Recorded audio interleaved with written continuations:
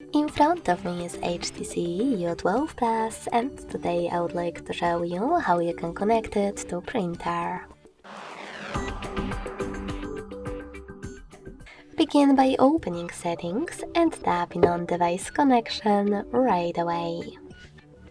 Then you need to choose Connection Preferences and tap on Printing.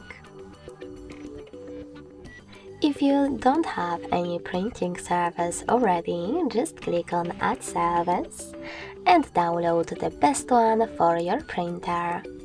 In my case, HP1. When your new service is ready, go back to the same settings to access it.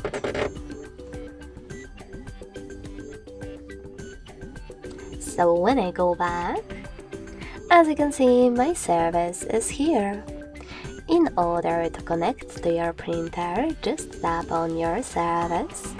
Make sure that this switcher is green and wait. Your device is looking for a printer, so when it finds one, it will connect to it right away. Thanks so much for watching. If you enjoyed this video, leave a like, comment and subscribe. Bye!